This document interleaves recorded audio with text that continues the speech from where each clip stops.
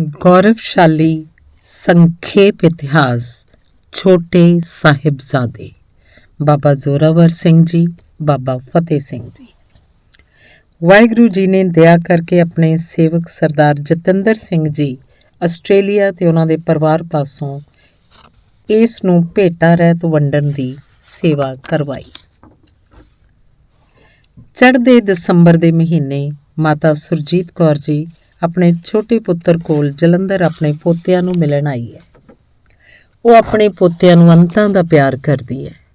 ਉਹਨੇ ਆਪਣੇ ਪੋਤਿਆਂ ਦਾ ਨਾਮ ਤਜਿੰਦਰ ਸਿੰਘ ਤੇ ਹਰਕੀਰਤਨ ਸਿੰਘ ਧੰਨ ਸ੍ਰੀ ਗੁਰੂ ਗ੍ਰੰਥ ਸਾਹਿਬ ਜੀ ਦੇ ਆਏ ਮੁੱਖ ਵਾਕ ਦੇ ਪਹਿਲੇ ਅੱਖਰ ਤੋਂ ਰੱਖਿਆ ਸੀ।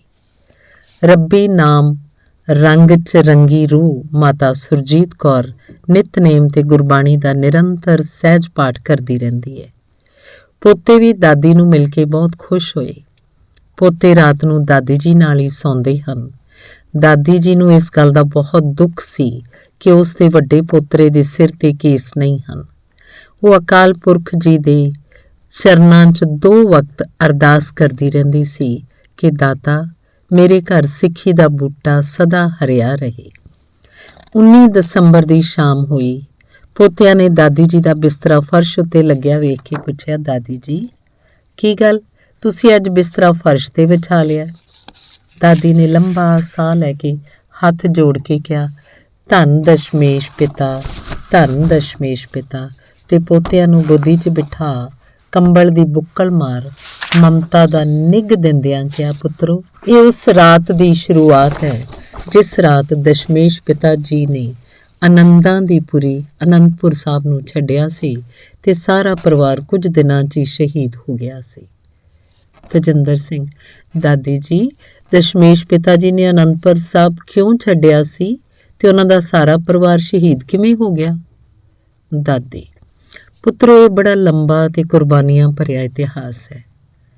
ਹਰਕੀਰਤਨ ਸਿੰਘ ਤੇ ਤਜਿੰਦਰ ਸਿੰਘ ਦੋਹਾਂ ਨੇ ਕਿਹਾ, ਦਾਦੀ ਜੀ ਮੈਂ ਮੰਮੀ ਡੈਡੀ ਜੀ ਨੂੰ ਵੀ ਲੈ ਕੇ ਆਉਣਾ, ਸਾਨੂੰ ਸਾਰਿਆਂ ਨੂੰ ਇਹ ਇਤਿਹਾਸ ਸੁਣਾਓ ਕਿ ਅਨੰਦਪੁਰ ਸਾਹਿਬ ਕੀ ਹੋਇਆ ਸੀ। ਦਾਦੀ ਬੱਚਿਆਂ ਦੇ ਸਿਰ ਤੇ ਹੱਥ ਫੇਰਦੀ ਹੋਈ, ਬੇਟਾ ਜੀ ਇਹ ਬਹੁਤ ਲੰਬਾ ਇਤਿਹਾਸ ਹੈ ਪਰ ਮੈਂ ਤੁਹਾਨੂੰ ਕੁਝ ਹੁਣੇ ਸੁਣਾ ਸਕਦੀ ਹਾਂ। ਦੋਨੋਂ ਪੋਤਰੇ ਇੱਕੋ ਸੁਰ ਵਿੱਚ, ਜ਼ਰੂਰ ਸੁਣਾਓ ਦਾਦੀ ਜੀ। ਦਾਦੀ, ਪਿਆਰੇ ਬੱਚਿਓ, ਅਨੰਦਪੁਰ ਸਾਹਿਬ ਸ੍ਰੀ ਗੁਰੂ ਤੇਗ ਬਹਾਦਰ ਸਾਹਿਬ ਜੀ ਨੇ ਬਿਲਾਸਪੁਰ ਦੀ ਰਾਣੀ ਚੰਪਾ ਪਾਸੋਂ ਜ਼ਮੀਨ ਮੁੱਲ ਖਰੀਦ ਕੇ ਸਤਲੁਜ ਦਰਿਆ ਦੇ ਕਿਨਾਰੇ ਵਸਾਇਆ ਸੀ। ਸਮਾਂ ਪਾ ਕੇ ਸ੍ਰੀ ਗੁਰੂ ਤੇਗ ਬਹਾਦਰ ਸਾਹਿਬ ਜੀ ਮਨੁੱਖੀ ਹੱਕਾਂ ਦੀ ਰਾਖੀ ਕਰਦਿਆਂ ਹਕੂਮਤੀ ਜ਼ੁਲਮ ਦੇ ਖਿਲਾਫ ਦਿੱਲੀ ਵਿਖੇ ਸ਼ਹੀਦ ਹੋ ਗਏ। ਧੰਨ ਸ੍ਰੀ ਗੁਰੂ ਗੋਬਿੰਦ ਸਿੰਘ ਜੀ ਗੁਰਗੱਦੀ ਤੇ ਬੈਠੇ।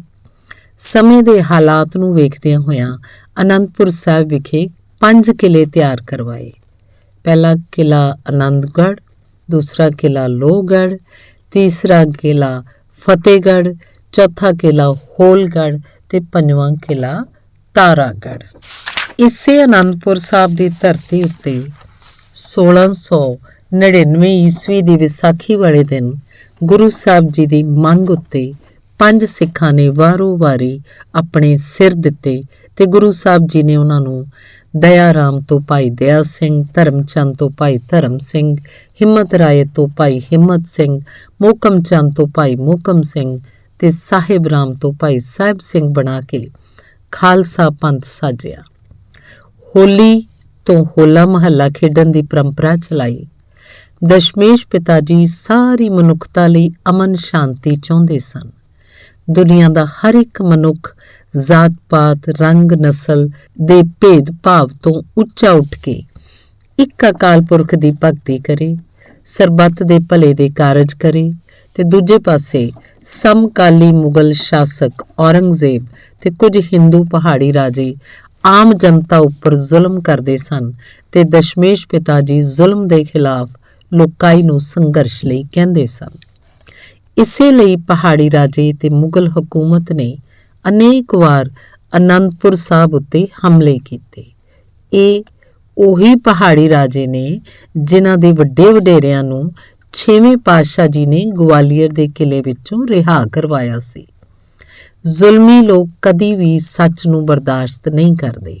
ਇਹ ਲੋਕ ਸੱਚ ਦੀ ਆਵਾਜ਼ ਨੂੰ ਖਤਮ ਕਰਨ ਲਈ ਹਰ ਤਰ੍ਹਾਂ ਦੇ ਜ਼ੁਲਮ ਕਰਨ ਲਈ ਤਿਆਰ ਰਹਿੰਦੇ ਹਨ।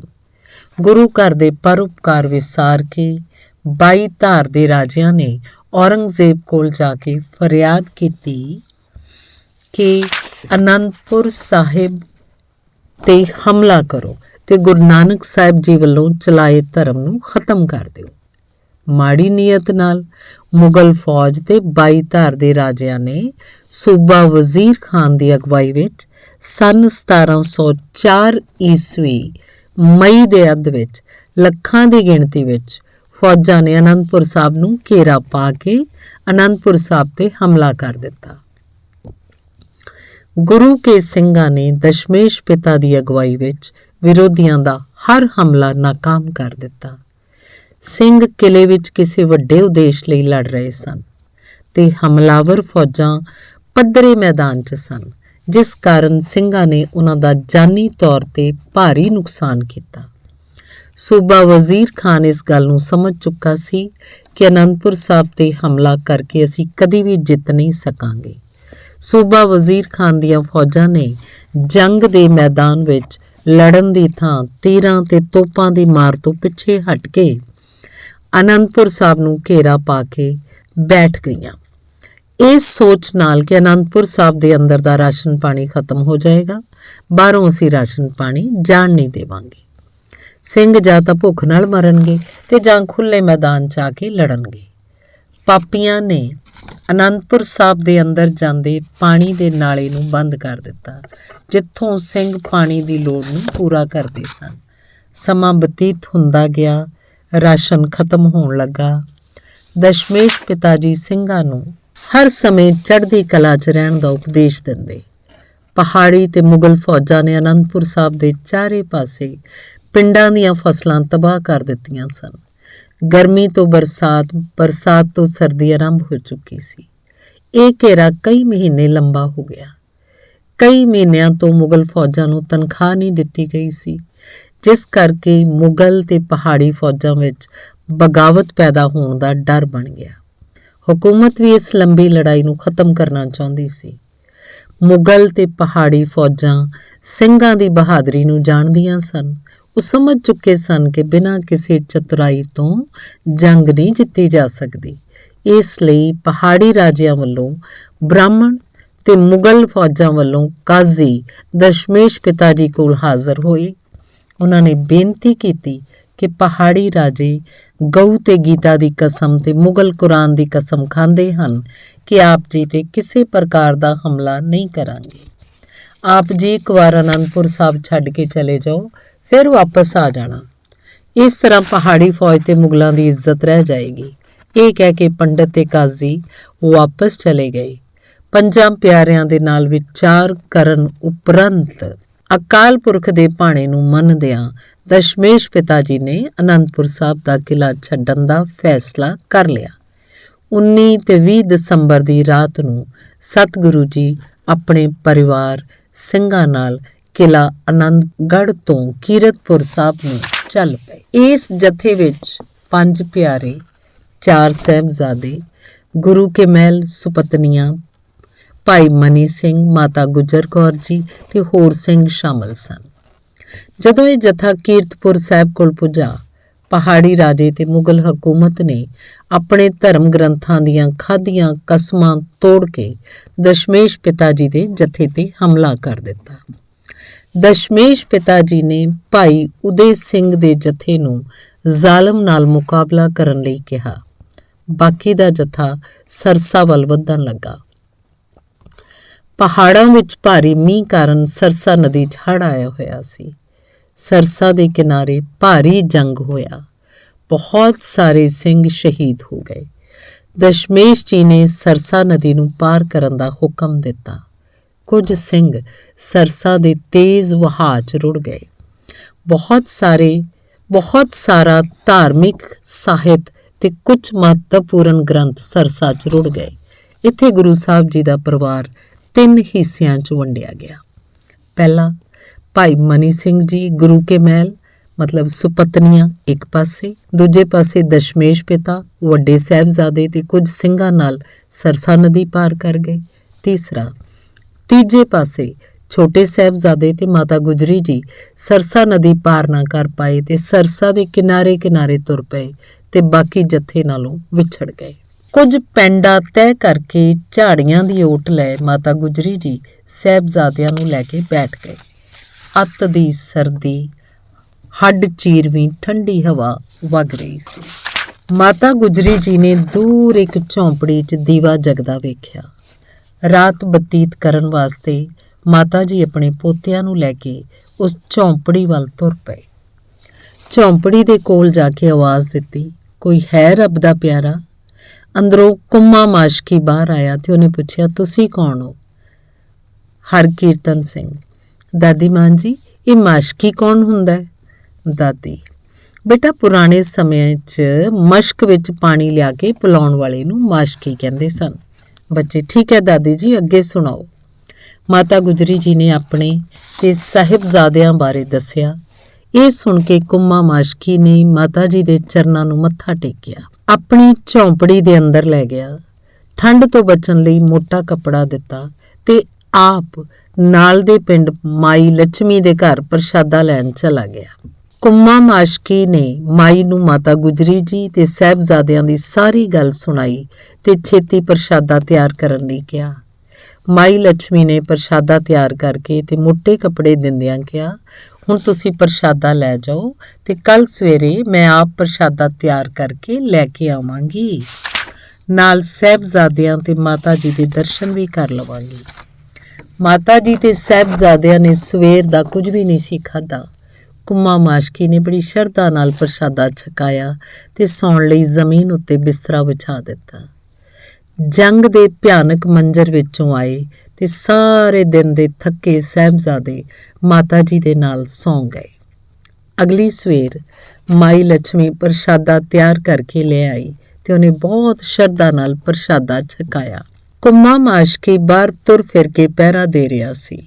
ਇੰਨੇ ਚਿਰ ਨੂੰ ਗੰਗੂ ਵੀ ਉੱਥੇ ਪਹੁੰਚ ਗਿਆ, ਕਿਉਂਕਿ ਗੰਗੂ ਨੂੰ ਖਬਰ ਪਤਾ ਲੱਗੀ ਸੀ ਕਿ ਮਾਤਾ ਜੀ ਤੇ ਛੋਟੇ ਸਾਹਿਬਜ਼ਾਦੇ ਪਰਿਵਾਰ ਨਾਲੋਂ ਵਿਛੜ ਗਏ ਹਨ ਤੇ ਉਹ ਲੱਭਦਾ ਇੱਧਰ ਆ ਗਿਆ ਤੇ ਕੁੰਮਾ ਮਾਸ਼ਕੀ ਨੂੰ ਪੁੱਛਦਾ ਹੈ ਕਿ ਕੀ ਤੁਸੀਂ ਬਿਰਧ ਮਾਤਾ ਤੇ 2 ਛੋਟੇ ਬੱਚਿਆਂ ਨੂੰ ਵੇਖਿਆ ਹੈ? ਤਜਿੰਦਰ ਸਿੰਘ। ਦਾਦੀ ਮਾਂ, ਇਹ ਗੰਗੂ ਬ੍ਰਾਹਮਣ ਕੌਣ ਸੀ? ਦਾਦੀ, ਗੰਗੂ ਬ੍ਰਾਹਮਣ ਅਨੰਦਪੁਰ ਸਾਹਿਬ ਵਿਖੇ ਗੁਰੂ ਘਰ ਦੇ ਲੰਗਰ 'ਚ ਛੋਟੀ ਮੋਟੀ ਨੌਕਰੀ ਕਰਦਾ ਸੀ, ਪਰ ਅੰਦਰੋਂ ਖੂਨ ਸਿਖਾਉਂਦਾ ਸੀ ਤੇ ਉਹ ਮੌਕੇ ਦੀ ਭਾਲ 'ਚ ਸੀ। ਬੱਚੇ, ਠੀਕ ਹੈ ਦਾਦੀ ਜੀ, ਫਿਰ ਕੀ ਹੋਇਆ? ਕੁੰਮਾ ਮਾਸ਼ਕੀ ਗੰਗੂ ਨੂੰ ਆਪਣੀ ਝੌਂਪੜੀ ਅੰਦਰ ਲੈ ਗਿਆ।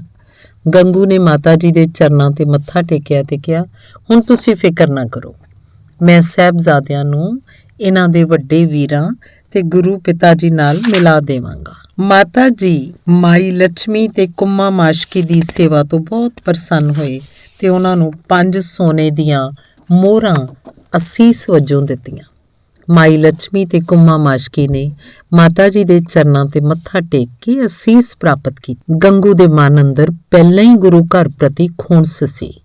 ਮੋਹਰਾਂ ਵਾਲੀ ਥੈਲੀ ਵੇਖ ਕੇ ਗੰਗੂ ਦੇ ਮਨ 'ਚ ਵੀ ਲਾਲਚ ਆ ਗਿਆ ਤੇ ਉਹ ਬੇਈਮਾਨ ਹੋ ਗਿਆ। ਕੁੰਮਾ ਮਾਸ਼ਕੀ ਨੇ ਇੱਥੋਂ ਬੇੜੀ 'ਚ ਬਿਠਾ ਸਤਲੁਜ ਦਰਿਆ ਪਾਰ ਕਰਵਾ ਦਿੱਤਾ। ਥੋੜਾ ਪੈਂਡਾ ਤੈਅ ਕਰਕੇ ਮਾਤਾ ਜੀ ਨੇ ਗੰਗੂ ਨੂੰ ਕਿਹਾ, ਗੰਗੂ, ਇੱਥੇ ਨੇੜੇ ਗੁਰੂ ਘਰ ਦਾ ਸ਼ਰਧਾਲੂ ਕੋਟਲਾ ਨਿਹੰਗ ਖਾਂ ਰਹਿੰਦਾ ਹੈ, ਕਿਉਂ ਨਾ ਉਹਦੇ ਘਰ ਜਾਇਆ ਜਾਵੇ? ਇਹ ਸੁਣ ਕੇ ਗੰਗੂ ਨੇ ਕਿਹਾ, ਹੋ ਸਕਦਾ ਉਸ ਪਾਸੇ ਮੁਗਲ ਸਿਪਾਹੀ ਹੋਣ ਤੇ ਸਾਡਾ ਕਿਸੇ ਤਰ੍ਹਾਂ ਨੁਕਸਾਨ ਹੋ ਸਕਦਾ, ਤੁਸੀਂ ਮੇਰੇ ਤੇ ਭਰੋਸਾ ਰੱਖੋ। ਅਸਲ 'ਚ ਗੰਗੂ ਸੋਨੇ ਦੀਆਂ ਮੋਹਰਾਂ ਵਾਲੀ ਥੈਲੀ ਆਪਣੇ ਕਬਜ਼ੇ 'ਚ ਕਰਨੀ ਚਾਹੁੰਦਾ ਸੀ। ਉਹ ਨਹੀਂ ਸੀ ਚਾਹੁੰਦਾ ਕਿ ਮਾਤਾ ਜੀ ਕਿਸੇ ਸਿੱਖ ਦੇ ਘਰ ਚਲੇ ਜਾਣ ਤੇ ਉਹਦਾ ਮਾਇਆ ਵਾਲਾ ਖੇਲ ਵਿਗੜ ਜਾਏ।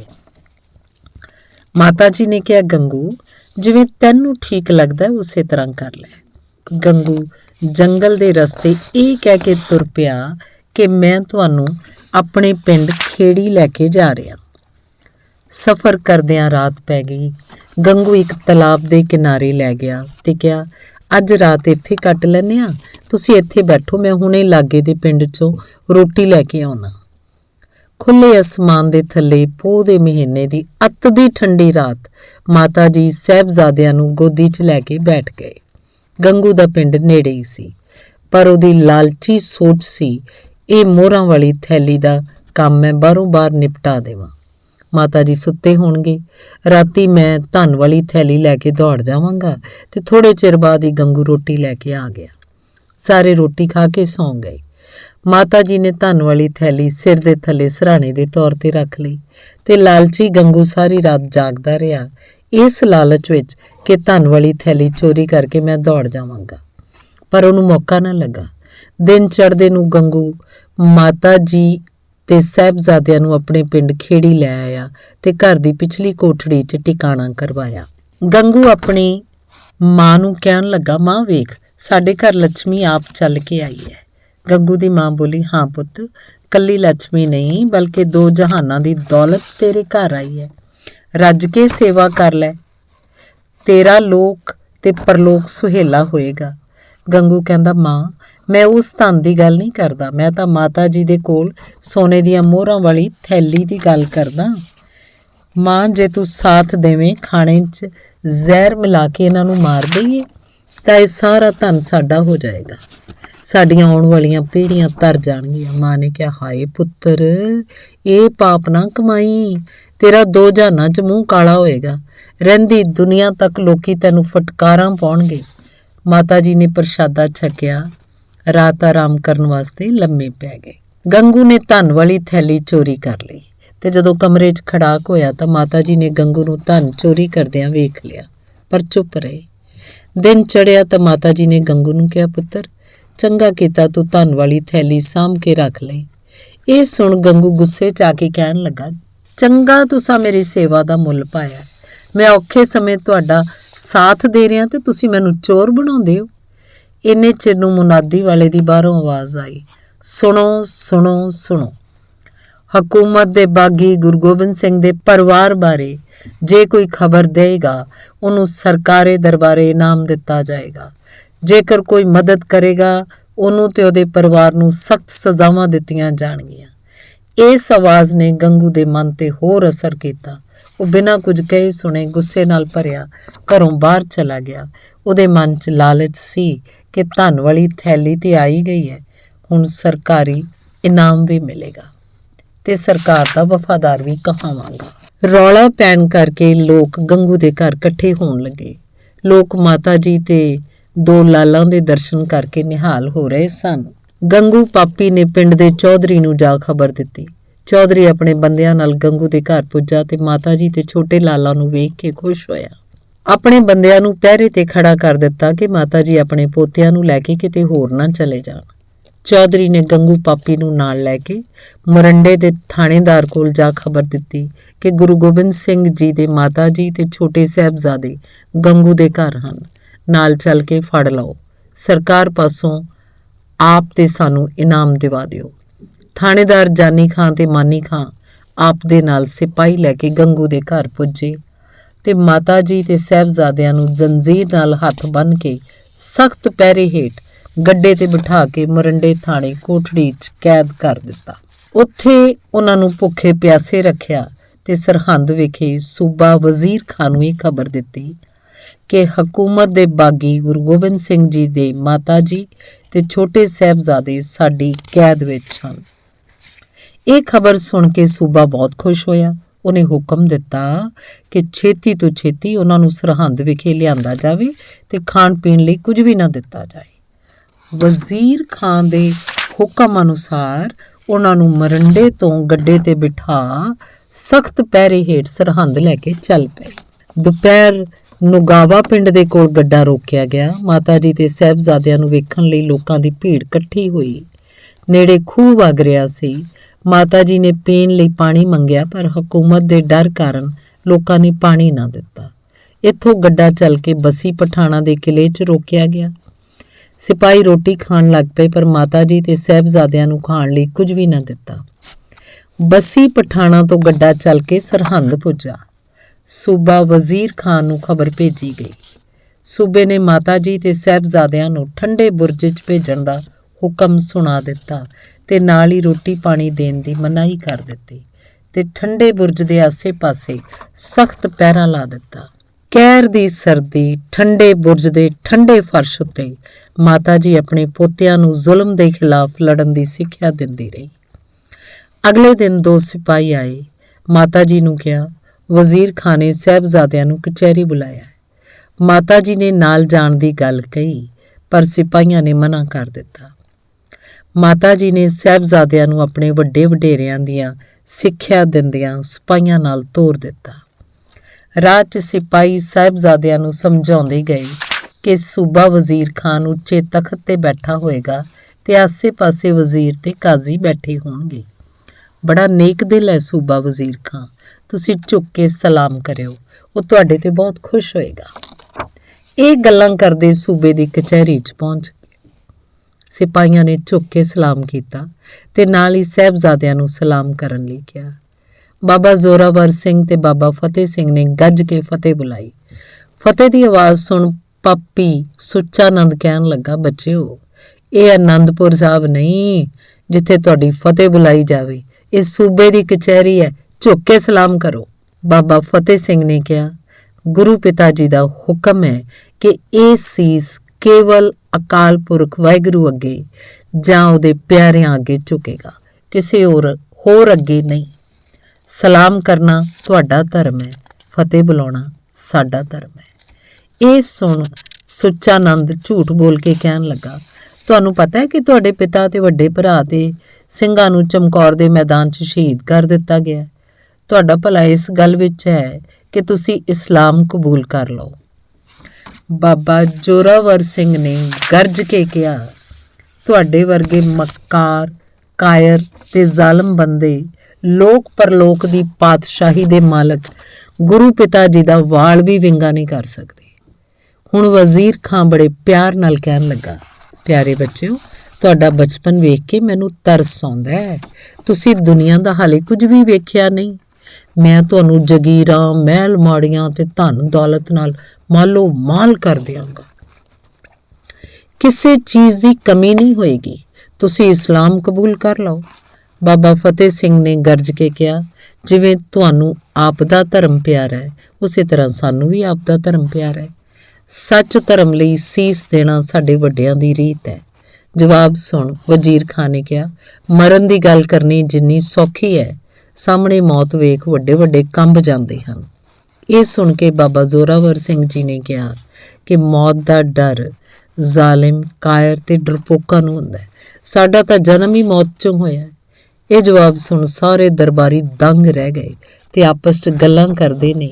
ਸਾਹਿਬਜ਼ਾਦੇ ਆਪਣੇ ਦਾਦਾ ਜੀ ਸ੍ਰੀ ਗੁਰੂ ਤੇਗ ਬਹਾਦਰ ਵਾਂਗ ਨਿਡਰ ਹਨ। ਕੋਈ ਕਹੇ ਆਪਣੇ ਪਿਤਾ ਸ੍ਰੀ ਗੁਰੂ ਗੋਬਿੰਦ ਸਿੰਘ ਵਾਂਗ ਬਹਾਦਰ ਹਨ। ਨੀਤੀ ਤੋਂ ਕੰਮ ਲੈਂਦਿਆਂ ਵਜ਼ੀਰ ਖਾਨ ਨੇ ਗੁਰੂ ਜੀ ਦੇ ਲਾਲਾਂ ਨੂੰ ਮਾਤਾ ਜੀ ਕੋਲ ਠੰਡੇ ਬੁਰਜ ਵਾਪਸ ਭੇਜ ਦਿੱਤਾ ਤੇ ਕਿਹਾ ਆਪਣੀ ਦਾਦੀ ਜੀ ਨਾਲ ਸਲਾਹ ਕਰਕੇ ਦੱਸਣਾ। ਮਾਤਾ ਜੀ ਨੇ ਆਪਣੇ ਲਾਲਾਂ ਨੂੰ ਘੁੱਟ ਗਲਵੱਕੜੀ ਪਾ ਕੇ ਗੋਦੀ 'ਚ ਬਿਠਾ ਕੇ ਪੁੱਛਿਆ ਕਿ ਕਚਹਿਰੀ 'ਚ ਅੱਜ ਕੀ ਹੋਇਆ। ਸਾਹਿਬਜ਼ਾਦਿਆਂ ਨੇ ਸਾਰੀ ਗੱਲ ਦੱਸੀ। ਮਾਤਾ ਜੀ ਨੇ ਸਾਰੀ ਗੱਲ ਸੁਣ ਕੇ ਥਾਪੜਾ ਦੇ ਕੇ ਕਿਹਾ, ਇਹ ਤੋਂ ਵੀ ਔਖਾ ਸਮਾਂ ਆਏਗਾ, ਤੁਸੀਂ ਅਡੋਲ ਰਹਿਣਾ, ਸਿੱਖੀ ਸਿਦਕ ਨਿਭਾਉਣ ਦੀ ਮਿਸਾਲ ਪੈਦਾ ਕਰਨੀ। ਸੂਰਜ ਛਿਪ ਗਿਆ। ਮਾਤਾ ਜੀ ਤੇ ਸਾਹਿਬਜ਼ਾਦਿਆਂ ਨੇ ਨਾਮ ਬਾਣੀ 'ਚ ਸੁਰਤ ਜੋੜ ਲਈ। ਤਜਿੰਦਰ ਸਿੰਘ ਨੇ ਦਾਦੀ ਜੀ ਨੂੰ ਸਵਾਲ ਕੀਤਾ, ਦਾਦੀ ਜੀ, ਸਾਹਿਬਜ਼ਾਦੇ ਤੇ ਮਾਤਾ ਜੀ ਨੇ ਸਿਮਰਨ ਤਾਂ ਕੀਤਾ, ਕਿ ਪ੍ਰਸ਼ਾਦਾ ਨਹੀਂ ਛਕਿਆ? ਦਾਦੀ ਨੇ ਉੱਤਰ ਦਿੱਤਾ, ਨਹੀਂ ਪੁੱਤਰ ਜੀ, ਇਸੇ ਸਰਹਿੰਦ 'ਚ ਬਾਬਾ ਮੋਤੀ ਰਾਮ ਮਹਿਰਾ ਜੀ ਰਹਿੰਦੇ ਸਨ, ਜੋ ਜੇਲ੍ਹ ਦੇ ਕੈਦੀਆਂ ਲਈ ਰੋਟੀ ਤਿਆਰ ਕਰਦੇ ਸਨ। ਇਹਦਾ ਪਰਿਵਾਰ ਗੁਰੂ ਘਰ ਦਾ ਬੜਾ ਸ਼ਰਧਾਲੂ ਸੀ ਤੇ ਜਦੋਂ ਇਹਨੂੰ ਪਤਾ ਲੱਗਾ ਕਿ ਮਾਤਾ ਜੀ ਤੇ ਸਾਹਿਬਜ਼ਾਦੇ ਠੰਡੇ ਬੁਰਜ ਵਿੱਚ ਭੁੱਖੇ ਬੈਠੇ ਨੇ, ਇਹਨੇ ਆਪਣੀ ਘਰਵਾਲੀ ਦੇ ਗਹਿਣੇ ਤੇ ਜਮ੍ਹਾਂ ਕੀਤੇ ਪੈਸੇ ਠੰਡੇ ਬੁਰਜ 'ਚ ਪਹਿਰੇਦਾਰ ਸਿਪਾਹੀਆਂ ਨੂੰ ਦੇ ਕੇ ਮਾਤਾ ਜੀ ਤੇ ਸਾਹਿਬਜ਼ਾਦਿਆਂ ਨੂੰ 2 ਦਿਨ ਦੁੱਧ ਪਿਲਾਉਣ ਦੀ ਸੇਵਾ ਕੀਤੀ ਸੀ। ਪਰ ਜਦੋਂ ਇਹਦੀ ਖਬਰ ਸੂਬਾ ਵਜ਼ੀਰ ਖਾਨ ਨੂੰ ਲੱਗੀ, ਉਸ ਜ਼ਾਲਮ ਪਾਪੀ ਨੇ ਬਾਬਾ ਮੋਤੀ ਰਾਮ ਜੀ ਦੇ ਸਾਰੇ ਪਰਿਵਾਰ ਨੂੰ ਕੋਲੂ ਵਿੱਚ ਪੀੜ ਕੇ ਸ਼ਹੀਦ ਕਰ ਦਿੱਤਾ। ਹਰਕੀਰਤਨ ਸਿੰਘ, ਦਾਦੀ ਜੀ, ਕਿੰਨਾ ਜ਼ਾਲਮ ਸੀ ਵਜ਼ੀਰ ਖਾਨ? ਦਾਦੀ ਜੀ, ਹਾਂ ਪੁੱਤਰ, ਮਾੜੇ ਹਾਕਮ ਲੋਕ ਹਰ ਸਮੇਂ ਮਜ਼ਲੂਮਾਂ ਤੇ ਜ਼ੁਲਮ ਕਰਦੇ ਹਨ। ਹਰਕੀਰਤਨ ਸਿੰਘ, ਦਾਦੀ ਜੀ, ਅੱਗੇ ਕੀ ਹੋਇਆ? ਦਾਦੀ ਜੀ। ਮਾਤਾ ਗੁਜਰ ਕੌਰ ਨੇ ਸਾਹਿਬਜ਼ਾਦਿਆਂ ਨੂੰ ਸ੍ਰੀ ਗੁਰੂ ਅਰਜਨ ਦੇਵ ਜੀ ਦੀ ਸ਼ਹੀਦੀ, ਸ੍ਰੀ ਗੁਰੂ ਹਰਗੋਬਿੰਦ ਸਾਹਿਬ ਜੀ ਵੱਲੋਂ ਲੜੀਆਂ ਜੰਗਾਂ, ਭਾਈ ਸਤੀ ਦਾਸ, ਭਾਈ ਮਤੀ ਦਾਸ, ਭਾਈ ਦਿਆਲਾ ਜੀ, ਲੱਖੀ ਸ਼ਾਹ ਵੰਜਾਰਾ ਤੇ ਸ੍ਰੀ ਗੁਰੂ ਤੇਗ ਬਹਾਦਰ ਜੀ ਦੀਆਂ ਸ਼ਹਾਦਤਾਂ ਦੇ ਬਾਰੇ ਦੱਸਦੇ ਹੋਏ ਸਾਹਿਬਜ਼ਾਦਿਆਂ ਦੇ ਮਨਾਂ ਅੰਦਰ ਸ਼ਹਾਦਤ ਦਾ ਜਜ਼ਬਾ ਭਰ ਦਿੱਤਾ। ਅੰਮ੍ਰਿਤ ਵੇਲੇ ਉਸ ਔਖੀ ਘੜੀ ਵਿੱਚ ਵੀ ਨਾਮ ਬਾਣੀ ਵਿੱਚ ਸੁਰਤ ਜੋੜੀ ਰੱਖੀ। ਸਵੇਰੇ 2 ਸਿਪਾਹੀ ਠੰਡੇ ਬੁਰਜ ਵਿੱਚ ਆਏ ਤੇ ਕਹਿਣ ਲੱਗੇ, ਵਜ਼ੀਰ ਖਾਨ ਨੇ ਸਾਹਿਬਜ਼ਾਦਿਆਂ ਨੂੰ ਕਚਹਿਰੀ 'ਚ ਬੁਲਾਇਆ ਹੈ। ਮਾਤਾ ਜੀ ਨੇ ਸੁੰਦਰ ਦਸਤਾਰ ਸਜਾਉਂਦਿਆਂ ਕਿਹਾ, ਮੇਰੇ ਬਹਾਦਰ ਪੁੱਤਰੋ, ਜ਼ਾਲਮ ਅੱਗੇ ਸੀਸ ਨਾ ਝੁਕਾਉਣਾ। ਮੌਤ ਜਾਂ ਧਰਮ ਛੱਡਣ ਲਈ ਕਹੇ ਤਾਂ ਮੌਤ ਨੂੰ ਗਲਵੱਕੜੀ ਪਾ ਸ਼ਹੀਦ ਹੋਣਾ ਪ੍ਰਵਾਨ ਕਰਨਾ। ਇਹ ਜ਼ੁਲਮ ਦਾ ਰਾਜ ਥੋੜਾ ਚਿਰ ਹੈ। ਤੁਹਾਡੀ ਸ਼ਹੀਦੀ ਕੌਮ ਅੰਦਰ ਜੋਸ਼ ਪੈਦਾ ਕਰੇਗੀ, ਜਿਸ ਜੋਸ਼ ਦੀ ਅੱਗ ਵਿੱਚ ਜ਼ਾਲਮ ਦਾ ਰਾਜ ਸੜ ਕੇ ਸੁਆਹ ਹੋ ਜਾਏਗਾ। ਮਾਤਾ ਜੀ ਦਾ ਥਾਪੜਾ ਲੈ ਕੇ ਸਾਹਿਬਜ਼ਾਦੇ ਸੂਬੇ ਦੀ ਕਚਹਿਰੀ ਵੱਲ ਤੁਰ ਪਏ। ਅੱਜ ਵਜ਼ੀਰ ਖਾਂ ਵੱਲੋਂ ਇੱਕ ਖੇਡ ਖੇਡੀ ਗਈ। ਕਚਹਿਰੀ ਦਾ ਵੱਡਾ ਦਰਵਾਜ਼ਾ ਬੰਦ ਕਰਕੇ ਛੋਟਾ ਦਰਵਾਜ਼ਾ ਖੋਲ੍ਹਿਆ ਗਿਆ। ਇਸ ਨੀਤੀ ਅਨੁਸਾਰ ਜਦੋਂ ਸਾਹਿਬਜ਼ਾਦੇ ਛੋਟੇ ਦਰਵਾਜ਼ੇ ਵਿੱਚੋਂ ਸਿਰ ਝੁਕਾ ਕੇ ਅੰਦਰ ਆਉਣਗੇ ਤਾਂ ਸਾਰੇ ਦਰਬਾਰੀ ਤਾੜੀ ਮਾਰ ਕੇ ਕਹਿਣਗੇ ਕਿ ਵੇਖੋ, ਸਾਹਿਬਜ਼ਾਦੇ ਸੂਬਾ ਵਜ਼ੀਰ ਖਾਂ ਨੂੰ ਝੁਕ ਕੇ ਸਲਾਮ ਕਰ ਰਹੇ ਹਨ। ਸਾਹਿਬਜ਼ਾਦੇ ਕਚਹਿਰੀ ਦੇ ਦਰਵਾਜ਼ੇ ਕੋਲ ਪੁੱਜੇ। ਇੱਕ ਸਿਪਾਹੀ ਅੱਗੇ ਹੋ ਕੇ ਸਿਰ ਝੁਕਾ ਕਚਹਿਰੀ ਅੰਦਰ ਵੜਿਆ ਤੇ ਦੂਜੇ ਸਿਪਾਹੀ ਨੇ ਸਾਹਿਬਜ਼ਾਦਿਆਂ ਨੂੰ ਸਿਪਾਹੀ ਦੀ ਤਰ੍ਹਾਂ ਅੰਦਰ ਵੜਨ ਲਈ ਕਿਹਾ। ਬਾਬਾ ਜ਼ੋਰਾਵਰ ਸਿੰਘ ਜੀ ਛੋਟੇ ਵੀਰ ਵੱਲ ਵੇਖ ਕੇ ਮੁਸਕਰਾਏ ਤੇ ਅੱਗੇ ਵੱਧ ਕੇ ਦਰਵਾਜ਼ੇ 'ਚ ਪਹਿਲਾਂ ਪੈਰ ਰੱਖਿਆ, ਫਿਰ ਸੀਸ ਪਿੱਛੇ ਕਰ ਅੰਦਰ ਦਾਖਲ ਹੋਏ। ਇਸੇ ਤਰ੍ਹਾਂ ਬਾਬਾ ਫਤਿਹ ਸਿੰਘ ਅੰਦਰ ਦਾਖਲ ਹੋਏ। ਇਹ ਸਭ ਕੁਝ ਵੇਖ ਦਰਬਾਰੀ ਦੰਗ ਰਹਿ ਗਏ ਤੇ ਗੁਰੂ ਕੇ ਲਾਲਾ ਨੇ ਗਰਜਵੀਂ ਆਵਾਜ਼ ਵਿੱਚ ਫਤਿਹ ਬੁਲਾਈ। ਵਾਹਿਗੁਰੂ ਜੀ ਕਾ ਖਾਲਸਾ, ਵਾਹਿਗੁਰੂ ਜੀ ਕੀ ਫਤਿਹ। ਪਹਿਲਾਂ ਨਾਲੋਂ ਵੀ ਜ਼ਿਆਦਾ ਜੋਸ਼ ਵੇਖ ਸਾਰੇ ਦਰਬਾਰੀ ਹੈਰਾਨ ਸਨ। ਇਹ ਸਾਰਾ ਅਸਰ ਮਾਤਾ ਜੀ ਵੱਲੋਂ ਦਿੱਤੀ ਸਿੱਖਿਆ ਦਾ ਸੀ। ਨਵਾਬ ਵਜ਼ੀਰ ਖਾਂ ਕੁਝ ਬੋਲਦਾ, ਉਹ ਤੋਂ ਪਹਿਲਾਂ ਸੁੱਚਾ ਨੰਦ ਨੇੜੇ ਆ ਕੇ ਸਾਹਿਬਜ਼ਾਦਿਆਂ ਨੂੰ ਕਹਿਣ ਲੱਗਾ, ਇਹਨਾਂ ਗੱਲਾਂ ਕਰਕੇ ਤੁਸੀਂ ਭਿਆਨਕ ਮੌਤੇ ਮਾਰੇ ਜਾਓਗੇ। ਤੁਸੀਂ ਨਵਾਬ ਜੀ ਦੀ ਗੱਲ ਮੰਨ ਲਓ, ਧਨ ਦੌਲਤ ਨਾਲ ਮਾਲੋ ਮਾਲ ਕਰ ਦਿੱਤੇ ਜਾਓਗੇ। ਲੋਕ ਤੁਹਾਨੂੰ ਸਲਾਮਾਂ ਕਰਨਗੇ। ਜ਼ਿੱਦ ਛੱਡ ਇਸਲਾਮ ਕਬੂਲ ਕਰ ਲਓ। ਬਾਬਾ ਫਤਿਹ ਸਿੰਘ ਜੀ ਨੇ ਸੁੱਚਾ ਨੰਦ ਨੂੰ ਕਿਹਾ, ਇਹ ਜ਼ਿੱਦ ਨਹੀਂ, ਸਾਡਾ ਸਿੱਖੀ ਸਿਦਕ ਹੈ। ਸਾਡੇ ਦਾਦਾ ਜੀ ਸ੍ਰੀ ਗੁਰੂ ਤੇਗ ਬਹਾਦਰ ਸਾਹਿਬ ਜੀ ਨੂੰ ਤੇ ਉਹਨਾਂ ਦੇ ਪਿਆਰੇ 3 ਸਿੱਖਾਂ ਨੂੰ ਹਕੂਮਤ ਨੇ ਇਸੇ ਤਰ੍ਹਾਂ ਧਨ ਦੌਲਤ ਦਾ ਲਾਲਚ ਤੇ ਮੌਤ ਦਾ ਡਰ ਦਿੱਤਾ ਸੀ, ਪਰ ਉਹਨਾਂ ਨੇ ਜ਼ਾਲਮ ਦੀ ਇੱਕ ਨਾ ਮੰਨੀ ਤੇ ਉਹ ਸ਼ਹੀਦੀ ਪਾ ਗਏ ਸੀ। ਸਾਡੇ ਵੱਡਿਆਂ ਵੱਲੋਂ ਚਲਾਈ ਸ਼ਹੀਦੀ ਪਰੰਪਰਾ ਨੂੰ ਹੁਣ ਅਸੀਂ ਅੱਗੇ ਤੋਰਾਂਗੇ। ਅਸੀਂ ਗੁਰੂ ਦਾਦਾ ਜੀ ਦੇ ਮਾਣ ਨੂੰ ਸਦਾ ਕਾਇਮ ਰੱਖਾਂਗੇ। ਇਹ ਜੁਰਤ ਭਰੇ ਬੋਲ ਸੁਣ ਸਭ ਹੈਰਾਨ ਸਨ। ਸੁੱਚਾ ਨੰਦ ਵਜ਼ੀਰ ਖਾਂ ਨੂੰ ਕਹਿਣ ਲੱਗਾ, ਇਹ ਬਾਗੀ ਦੇ ਪੁੱਤਰ ਹਨ, ਵੱਡੇ ਹੋ ਕੇ ਹਕੂਮਤ ਲਈ ਖਤਰਾ ਪੈਦਾ ਕਰਨਗੇ। ਸੱਪ ਨੂੰ ਮਾਰਨਾ ਤੇ ਸੱਪ ਦੇ ਬੱਚੇ ਪਾਲਣੇ ਠੀਕ ਨਹੀਂ ਹੁੰਦਾ। ਵਜ਼ੀਰ ਖਾਂ ਕ੍ਰੋਧ ਦੀ ਅੱਗ 'ਚ ਸੜ ਰਿਹਾ ਸੀ। ਸੁੱਚਾ ਨੰਦ ਦੀਆਂ ਗੱਲਾਂ ਨੇ ਬਲਦੀ ਅੱਗ ਤੇ ਤੇਲ ਪਾਉਣ ਦਾ ਕੰਮ ਕੀਤਾ। ਵਜ਼ੀਰ ਖਾਂ ਨੇ ਕਚਹਿਰੀ 'ਚ ਬੈਠੇ ਮਲੇਰਕੋਟਲੇ ਦੇ ਨਵਾਬ ਸ਼ੇਰ ਮੁਹੰਮਦ ਖਾਂ ਨੂੰ ਕਿਹਾ, ਤੁਹਾਡਾ ਭਰਾ ਨਾਰ ਖਾਂ ਸ੍ਰੀ ਗੁਰੂ ਗੋਬਿੰਦ ਸਿੰਘ ਜੀ ਨੇ ਚਮਕੌਰ ਦੀ ਜੰਗ 'ਚ ਮਾਰਿਆ ਸੀ। ਉਹਦੇ ਪੁੱਤਰਾਂ ਨੂੰ ਮਾਰ ਕੇ ਆਪਣੇ ਭਰਾ ਦੀ ਮੌਤ ਦਾ ਬਦਲਾ ਲੈ ਸਕਦੇ ਹੋ। ਇਹ ਬੱਚੇ ਮੈਂ ਤੁਹਾਡੇ ਹਵਾਲੇ ਕਰਦਾ। ਇਹ ਸੁਣ ਸ਼ੇਰ ਮੁਹੰਮਦ ਖਾਂ ਨੇ ਉੱਠ ਕੇ ਕਿਹਾ, ਬੇਸ਼ੱਕ ਮੇਰਾ ਭਰਾ ਭਤੀਜੇ ਸ੍ਰੀ ਗੁਰੂ ਗੋਬਿੰਦ ਸਿੰਘ ਜੀ ਨੇ ਜੰਗ ਦੇ ਮੈਦਾਨ 'ਚ ਮਾਰੇ ਸਨ। ਮੈਂ ਆਪਣੇ ਭਰਾ ਭਤੀਜੇ ਦੀ ਮੌਤ ਦਾ ਬਦਲਾ ਜ਼ਰੂਰ ਲਵਾਂਗਾ, ਪਰ ਸ੍ਰੀ ਗੁਰੂ ਗੋਬਿੰਦ ਸਿੰਘ ਪਾਸੋਂ ਜੰਗ ਦੇ ਮੈਦਾਨ 'ਚ ਲਵਾਂਗਾ। ਇਹ ਮਾਸੂਮ ਬੱਚਿਆਂ ਨੂੰ ਕਤਲ ਕਰਨਾ ਇਸਲਾਮ ਦੇ ਖਿਲਾਫ ਹੈ। ਇਹ ਜ਼ੁਲਮ ਹੈ। ਨਵਾਬ ਹਾਂ ਦਾ ਨਾਰਾ ਮਾਰ ਕੇ ਕਚਹਿਰੀ 'ਚੋਂ ਬਾਹਰ ਆ ਗਿਆ। ਤੇਜਿੰਦਰ ਸਿੰਘ ਕਹਿਣ ਲੱਗਾ, ਦਾਦੀ ਜੀ, ਕੀ ਸ਼ੇਰ ਮੁਹੰਮਦ ਖਾਂ ਦੀ ਗੱਲ ਦਾ ਅਸਰ ਵਜ਼ੀਰ ਖਾਂ ਤੇ ਹੋਇਆ? ਦਾਦੀ ਜੀ, ਬੱਚਿਓ, ਵਜ਼ੀਰ ਖਾਂ ਬੜਾ ਜ਼ਾਲਮ ਸੀ ਤੇ ਸੁੱਚਾ ਨੰਦ ਵਰਗੇ ਬਲਦੀ ਤੇ ਤੇਲ ਪਾਉਣ ਦਾ ਕੰਮ ਕਰ ਰਹੇ ਸਨ। ਫਿਰ ਵਜ਼ੀਰ ਖਾਨ ਨੇ ਕੋਲ ਬੈਠੇ ਕਾਜ਼ੀ ਰੁਸਤਮਦੀਨ ਤੇ ਅਲੀ ਖਾਨ ਨੂੰ ਕਿਹਾ, ਇਹ ਬੱਚੇ ਜਿਉਂਦੇ ਛੱਡਣ ਯੋਗ ਨਹੀਂ ਹਨ, ਇਹਨਾਂ ਨੂੰ ਮਾਰਨ ਦਾ ਫਤਵਾ ਸੁਣਾਓ। ਕਾਜ਼ੀ ਅਲੀ ਖਾਨ ਨੇ ਉੱਠ ਕੇ ਕਿਹਾ, ਇਹ ਬੱਚੇ ਇਸਲਾਮ ਸਰਕਾਰ ਦੇ ਵਿਰੁੱਧ ਬਗਾਵਤ ਕਰਨ ਲਈ ਤਿਆਰ ਹਨ। ਬੱਚੇ ਜਾਣ ਕੇ ਨਰਮੀ ਨਾ ਵਰਤੀ ਜਾਏ। ਬਾਗੀ ਬਾਪ ਦੇ ਬਾਗੀ ਪੁੱਤਰਾਂ ਨੂੰ ਦੀਵਾਰ 'ਚ ਚਿਣ ਕੇ ਮਾਰ ਦਿੱਤਾ ਜਾਏ। ਇਹ ਫਤਵਾ ਸੁਣ ਸਭ ਲੋਕ ਹੈਰਾਨ ਸਨ। ਬੱਚੇ, ਦਾਦੀ ਮਾਂ ਫੇਰ ਕੀ ਹੋਇਆ? ਦਾਦੀ ਮਾਂ, ਵਜ਼ੀਰ ਖਾਨ ਨੇ ਸਾਹਿਬਜ਼ਾਦਿਆਂ ਨੂੰ ਠੰਡੇ ਬੁਰਜ ਵਾਪਸ ਭੇਜ ਦਿੱਤਾ ਤੇ ਕਿਹਾ, ਤੁਹਾਡੇ ਕੋਲ ਕੇਵਲ ਇੱਕ ਰਾਤ ਦਾ ਸਮਾਂ ਹੈ। ਦਾਦੀ ਨਾਲ ਸਲਾਹ ਕਰ ਲੈਣਾ, ਨਹੀਂ ਤਾਂ ਸਵੇਰੇ ਬੜੀ ਭਿਆਨਕ ਮੌਤ ਦੇ ਕੇ ਮਾਰਿਆ ਜਾਏਗਾ। ਮਾਤਾ ਜੀ ਨੇ ਸਾਹਿਬਜ਼ਾਦਿਆਂ ਨੂੰ ਘੁੱਟ ਕੇ ਗਲਵੱਕੜੀ ਪਾਈ ਤੇ ਮੱਥੇ ਚੁੰਮੇ। ਸਾਰੇ ਦਿਨ ਦੀ ਕਚਹਿਰੀ ਵਿੱਚ ਹੋਈ ਗੱਲਬਾਤ ਬਾਰੇ ਪੁੱਛਿਆ। ਸਾਰੀ ਵਾਰਤਾ ਸੁਣਾ ਸਾਹਿਬਜ਼ਾਦਿਆਂ ਨੇ ਕਿਹਾ, ਦਾਦੀ ਮਾਂ ਜੀ, ਕੱਲ ਸਾਨੂੰ ਦੀਵਾਰ 'ਚ ਚਿਣ ਕੇ ਸ਼ਹੀਦ ਕੀਤਾ ਜਾਏਗਾ। ਕਦੇ ਆਪਣੇ ਸਿਰ ਦੇ ਸਾਈਂ ਸ੍ਰੀ ਗੁਰੂ ਤੇਗ ਬਹਾਦਰ ਸਾਹਿਬ ਜੀ ਨੂੰ ਮਜ਼ਲੂਮਾਂ ਦੀ ਰੱਖਿਆ ਤੇ ਜ਼ੁਲਮ ਦੇ ਖਿਲਾਫ ਸ਼ਹੀਦ ਹੋਣ ਲਈ ਦਿੱਲੀ ਤੋਰਿਆ ਸੀ। ਅੱਜ ਉਸੇ ਸ਼ਹਾਦਤ ਦੇ ਰਾਹ ਤੇ ਆਪਣੇ ਪੋਤਿਆਂ ਨੂੰ ਤੋਰਨ ਲਈ ਸਿਦਕ ਤੇ ਸਿਰੜ ਦੀ ਸਿੱਖਿਆ ਦਿੰਦਿਆਂ ਆਪਣੇ ਪੁੱਤਰਿਆਂ ਨੂੰ ਕਿਹਾ, ਧਰਮ ਨਾਲੋਂ ਜਿੰਦ ਨੂੰ ਪਿਆਰੀ ਨਹੀਂ ਸਮਝਣਾ। ਸਰੀਰ ਦਾ ਨਾਸ ਤਾਂ ਹੋ ਹੀ ਜਾਣਾ, ਪਰ ਜਬਰ ਜ਼ੁਲਮ ਦੇ ਖਿਲਾਫ ਲੜਨਾ, ਮਨੁੱਖੀ ਹੱਕਾਂ ਲਈ ਲੜਨਾ ਗੁਰੂ ਘਰ ਦੀ ਪਰੰਪਰਾ ਹੈ।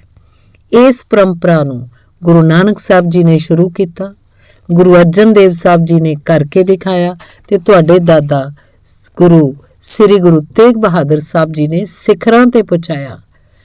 ਆਉਣ ਵਾਲੇ ਸਮੇਂ ਵਿੱਚ ਵੀ ਸਿੱਖੀ ਦੀਆਂ ਪੁਸ਼ਤਾਂ ਇਹਨਾਂ ਸ਼ਾਨਦਾਰ ਸ਼ਹਾਦਤਾਂ ਤੋਂ ਪ੍ਰੇਰਨਾ ਲੈ ਕੇ ਜ਼ਬਰ ਜ਼ੁਲਮ ਦੇ ਖਿਲਾਫ ਲੜਦੀਆਂ ਰਹਿਣਗੀਆਂ। ਜ਼ਿੰਦਗੀ ਦੋ ਘੜੀ ਦੀ ਹੈ, ਪਰੰਤੂ ਸ਼ਹਾਦਤ ਦੀ ਜ਼ਿੰਦਗੀ ਸਦੀਵੀ ਰਹਿੰਦੀ ਹੈ। ਮਾਤਾ ਗੁਜਰ ਕੌਰ ਜੀ ਨੇ ਕਿਹਾ, ਸਿੱਖੀ ਸਿਦਕ ਨਿਭਾ ਜਾਣਾ ਹੀ ਜੀਵਨ ਦੀ ਵੱਡੀ ਪ੍ਰਾਪਤੀ ਹੈ। ਰਾਤ ਪੈ ਗਈ। ਮਾਤਾ ਜੀ ਨੇ ਦੋਵੇਂ ਲਾਲਾਂ ਨੂੰ ਗੋਦੀ 'ਚ ਲੈ ਰਹਿਰਾਸ ਸਾਹਿਬ ਤੇ ਸੋਹਲਾ ਸਾਹਿਬ ਜੀ ਦਾ ਪਾਠ ਕੀਤਾ। ਸਾਹਿਬਜ਼ਾਦੇ ਮਾਤਾ ਜੀ ਦੀ ਗੋਦ 'ਚ ਸੌਂ ਗਏ। ਸਾਰੀ ਰਾਤ ਮਾਤਾ ਜੀ ਅਕਾਲ ਪੁਰਖ ਜੀ ਅੱਗੇ ਅਰਦਾਸ ਕਰਦੇ ਰਹੇ ਕਿ ਇਹਨਾਂ ਸੋਹਲ ਜਿੰਦਾਂ ਦੀ ਗੁਰੂ ਨਾਨਕ ਸਾਹਿਬ ਜੀ ਦੇ ਘਰ ਨਾਲ ਨਿਭ ਜਾਏ। 12 ਪੋਹ 1761 ਬਿਕਰਮੀ 26 ਦਸੰਬਰ 1704 ਈਸਵੀ ਦੀ ਇਹ ਆਖਰੀ ਰਾਤ ਸੀ ਦਾਦੀ ਤੇ ਪੋਤਿਆਂ ਦੀ। ਸਰਹੰਦ ਵਿੱਚ ਸਾਹਿਬਜ਼ਾਦਿਆਂ ਨੂੰ ਸ਼ਹੀਦ ਕਰਨ ਦੀ ਗੱਲ ਜੰਗਲ ਦੀ ਅੱਗ ਵਾਂਗ ਫੈਲ ਗਈ। 27 ਦਸੰਬਰ ਦਾ ਦਿਨ ਚੜ੍ਹਿਆ। ਲੋਕ ਕਚਹਿਰੀ 'ਚ ਇਕੱਠੇ ਹੋਣ ਲੱਗੇ। ਸਿਪਾਹੀ ਨੇ ਮਾਤਾ ਜੀ ਨੂੰ ਕਿਹਾ, ਵਜ਼ੀਰ ਖਾਨ ਨੇ ਸਾਹਿਬਜ਼ਾਦਿਆਂ ਨੂੰ ਬੁਲਾਇਆ ਹੈ। ਮਾਤਾ ਜੀ ਨੇ ਕਿਹਾ, ਥੋੜਾ ਰੁਕ ਜਾਓ, ਮੈਂ ਇਹਨਾਂ ਨੂੰ ਤਿਆਰ ਕਰ ਲਵਾਂ। ਇਹਨਾਂ ਨੂੰ ਸੋਹਣੇ ਜੂੜੇ ਵਾਲੇ ਸੀਸ ਤੇ ਸੁੰਦਰ ਦਸਤਾਰਾਂ ਸਜਾ ਦਿਆਂ। ਅੱਜ ਮੇਰੇ ਬਹਾਦਰ ਲਾਲਾ ਨੇ ਸਿੱਖੀ ਸਿਦਕ ਦੀ ਅਨੋਖੀ ਮਿਸਾਲ ਪੈਦਾ ਕਰਨੀ ਹੈ। ਇਹ ਸ਼ਹੀਦੀ ਆਉਣ ਵਾਲੀਆਂ ਪੀੜ੍ਹੀਆਂ ਨੂੰ ਸੱਚ ਧਰਮ ਤੋਂ ਆਪਾ ਵਾਰਨ ਦਾ ਚਾਅ ਪੈਦਾ ਕਰੇਗੀ। ਦੋਹਾਂ ਸਾਹਿਬਜ਼ਾਦਿਆਂ ਨੂੰ ਤਿਆਰ ਕਰਕੇ ਘੁੱਟ ਕੇ ਗਲਵੱਕੜੀ 'ਚ ਲੈ ਕੇ ਮੱਥੇ ਚੁੰਮ ਕੇ ਕਿਹਾ, ਜਾਓ ਮੇਰੇ ਬਹਾਦਰ ਪੁੱਤਰੋ, ਜ਼ਾਲਮ ਨੂੰ ਦਿਖਾਓ ਕਿ ਅੰਮ੍ਰਿਤ ਦੀ ਸ਼ਕਤੀ ਕੀ ਹੈ। ਤੁਹਾਡੀ ਇਹ ਲਾਸਾਨੀ ਸ਼ਹੀਦੀ ਕੌਮ ਨੂੰ ਰਹਿੰਦੀ ਦੁਨੀਆ ਤੱਕ ਸਿੱਖੀ ਸਿਦਕ ਨਿਭਾਉਣ ਦੀ ਪ੍ਰੇਰਨਾ ਦੇਵੇਗੀ। ਦੋਵੇਂ ਸਾਹਿਬਜ਼ਾਦੇ ਮਾਤਾ ਜੀ ਕੋਲੋਂ ਅਸੀਸ ਲੈ ਆਖਰੀ ਫਤਿਹ ਬੁਲਾ ਤੁਰ ਪਏ। ਮਾਤਾ ਜੀ ਨੇ ਜੈਕਾਰੇ ਦੀ ਗੂੰਜ ਵਿੱਚ ਪੋਤਰੇ ਤੋਰੇ। ਕਚਹਿਰੀ ਵਿੱਚ ਆਣ ਸਾਹਿਬਜ਼ਾਦਿਆਂ ਨੇ ਫਤਿਹ ਬੁਲਾਈ, ਜਿਸ ਨੂੰ ਸੁਣ ਸਾਰੇ ਦਰਬਾਰੀ ਹੈਰਾਨ ਰਹਿ ਗਏ। ਫਤਿਹ ਦੀ ਗੂੰਜ ਪਹਿਲਾਂ ਨਾਲੋਂ ਬਹੁਤ ਜ਼ਿਆਦਾ ਸੀ। ਚਿਹਰੇ ਦਾ ਜਲਾਲ ਡੁੱਲ ਡੁੱਲ ਪੈ ਰਿਹਾ ਸੀ। ਦੀਵਾਰ 'ਚ ਚਿਣ ਕੇ ਸ਼ਹੀਦ ਕਰਨ ਦੇ ਹੁਕਮ ਦਾ ਕੋਈ ਡਰ ਭੈ ਨਜ਼ਰ ਨਹੀਂ ਸੀ ਆ ਰਿਹਾ, ਕਿਉਂਕਿ ਛੋਟੇ ਸਾਹਿਬਜ਼ਾਦੇ ਆਪਣੇ ਦਾਦਾ ਜੀ ਸ੍ਰੀ ਗੁਰੂ ਤੇਗ ਬਹਾਦਰ ਸਾਹਿਬ ਤੇ ਪੜ ਦਾਦਾ ਸ੍ਰੀ ਗੁਰੂ ਅਰਜਨ ਦੇਵ ਜੀ ਵਾਂਗ ਅਡੋਲ ਨਜ਼ਰ ਆ ਰਹੇ ਸੀ। ਉਹਨਾਂ ਅੰਦਰ ਸ਼ਹੀਦੀ ਦਾ ਚਾਅ ਸਾਫ਼ ਨਜ਼ਰ ਆ ਰਿਹਾ ਸੀ। ਨਵਾਬ ਨੇ ਪੁੱਛਿਆ, ਫਿਰ ਕੀ ਵਿਚਾਰ ਹੈ ਤੁਹਾਡਾ? ਧਰਮ ਛੱਡੋਗੇ ਜਾਂ ਮੌਤ ਨੂੰ ਕਬੂਲ ਕਰੋਗੇ? ਬਾਬਾ ਜ਼ੋਰਾਵਰ ਸਿੰਘ ਜੀ ਨੇ ਗੱਜ ਕੇ ਕਿਹਾ, ਗੁਰੂ ਪਿਤਾ ਜੀ ਦੀ ਸਿੱਖਿਆ ਹੈ, ਧਰਮ ਨਾਲੋਂ ਜਾਨ ਪਿਆਰੀ ਸਮਝਣਾ ਕਾਇਰਾਂ ਦਾ ਕੰਮ ਹੁੰਦਾ ਹੈ। ਜ਼ੁਲਮ ਕਰਨਾ ਤੁਹਾਡੀ ਆਦਤ ਹੈ। ਇਨਸਾਨੀਅਤ ਤੇ ਮਨੁੱਖੀ ਹੱਕਾਂ ਲਈ ਕੁਰਬਾਨ ਹੋਣਾ ਸਾਡੀ ਪਰੰਪਰਾ ਹੈ। ਵਜ਼ੀਰ ਖਾਂ ਇਹ ਉੱਤਰ ਸੁਣ ਕੇ ਕ੍ਰੋਧ ਦੀ ਅੱਗ 'ਚ ਸੜ ਉੱਠਿਆ ਤੇ ਹੁਕਮ ਦਿੱਤਾ, ਇਹਨਾਂ ਨੂੰ ਦੀਵਾਰ 'ਚ ਚਿਣ ਕੇ ਸ਼ਹੀਦ ਕਰ ਦਿੱਤਾ ਜਾਵੇ। ਜਲਾਦ ਸ਼ਾਸ਼ਲ ਬੇਗ ਤੇ ਬਾਸ਼ਲ ਬੇਗ, ਜੋ ਕਿ ਸਮਾਣੇ ਨਗਰ ਦੇ ਰਹਿਣ ਵਾਲੇ ਸਨ, ਗੁਰੂ ਕੇ ਲਾਲਾ ਨੂੰ ਪਕੜ ਕੇ ਲੈ ਗਏ। ਲੋਕਾਂ ਦੀ ਭੀੜ ਮਗਰ ਹੋ ਤੁਰੀ। ਸਾਹਿਬਜ਼ਾਦੇ ਇੱਕ ਦੂਜੇ ਦਾ ਹੱਥ ਫੜ ਕੇ ਖੜ ਗਏ ਤੇ ਮੁਖ ਤੋਂ ਵਾਹਿਗੁਰੂ ਵਾਹਿਗੁਰੂ ਦਾ ਸਿਮਰਨ ਆਰੰਭ ਕਰ ਦਿੱਤਾ। ਜਲਾਦਾਂ ਨੇ ਦੀਵਾਰ ਚਿਣਨੀ ਸ਼ੁਰੂ ਕਰ ਦਿੱਤੀ। ਸਾਹਿਬਜ਼ਾਦਿਆਂ ਦੇ ਪੈਰਾਂ ਉੱਪਰ ਇੱਟਾਂ ਦਾ ਭਾਰ ਪੈਣ ਲੱਗਾ। ਵਜ਼ੀਰ ਖਾਂ ਕੋਲ ਆ ਕੇ ਕਹਿਣ ਲੱਗਾ, ਅਜੇ ਵੀ ਸਮਾਂ ਹੈ, ਇਸਲਾਮ ਕਬੂਲ ਕਰ ਲਓ, ਬਖਸ਼ ਦਿਆਂਗਾ। ਵਜ਼ੀਰ ਖਾਂ ਆਪਣੀ ਹਾਰ ਤੇ ਝੂਰ ਰਿਹਾ ਸੀ। ਦੀਵਾਰ ਉੱਚੀ ਹੁੰਦੀ ਗਈ। ਗੁਰੂ ਕੇ ਲਾਲ ਕੰਧਾਂ ਓਲੇ ਲੁਕ ਗਏ। ਗੁਰੂ ਕੇ ਲਾਲਾਂ ਦੇ ਭਾਰ ਨਾਲ ਕੰਧ ਡਿੱਗ ਪਈ। ਸਾਹਿਬਜ਼ਾਦੇ ਸਾਹ ਘੁੱਟਣ ਦੇ ਕਾਰਨ ਬੇਹੋਸ਼ ਹੋ ਗਏ, ਪਰ ਸਾਹ ਚੱਲ ਰਹੇ ਸਨ।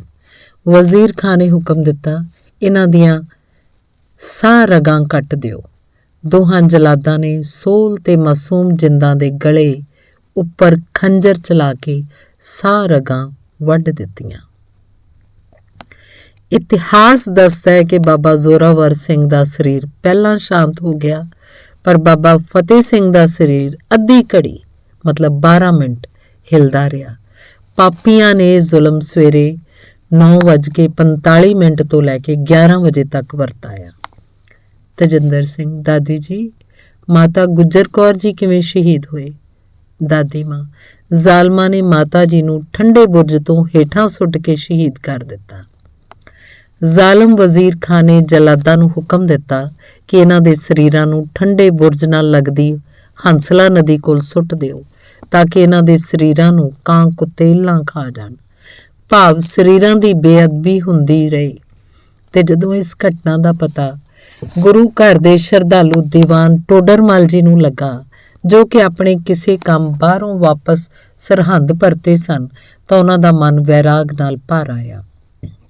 ਟੋਡਰਮਲ ਜੀ ਦੇ ਮਨ ਦੀ ਭਾਵਨਾ ਬਣੀ ਕਿ ਮਾਤਾ ਜੀ ਤੇ ਸਾਹਿਬਜ਼ਾਦਿਆਂ ਦੇ ਪਾਵਨ ਸਰੀਰਾਂ ਦਾ ਸਤਕਾਰ ਸਹਿਤ ਕੀਤਾ ਜਾਏ। ਦੀਵਾਨ ਟੋਡਰਮਲ ਨੇ ਵਜ਼ੀਰ ਖਾਂ ਤੱਕ ਪਹੁੰਚ ਕੀਤੀ। ਮਾਤਾ ਜੀ ਤੇ ਸਾਹਿਬਜ਼ਾਦਿਆਂ ਦੇ ਪਾਵਨ ਸਰੀਰਾਂ ਦਾ ਸੰਸਕਾਰ ਕਰਨ ਦੀ ਆਗਿਆ ਮੰਗੀ। ਵਜ਼ੀਰ ਖਾਨ ਨੇ ਕਿਹਾ, ਤੁਸੀਂ ਸੰਸਕਾਰ ਕਰ ਸਕਦੇ ਹੋ, ਪਰ ਤੁਹਾਨੂੰ ਸੋਨੇ ਦੀਆਂ ਮੋਹਰਾਂ ਧਰਤੀ ਉੱਪਰ ਖੜੀਆਂ ਕਰਕੇ ਜ਼ਮੀਨ ਮੁੱਲ ਲੈਣੀ ਪਏਗੀ।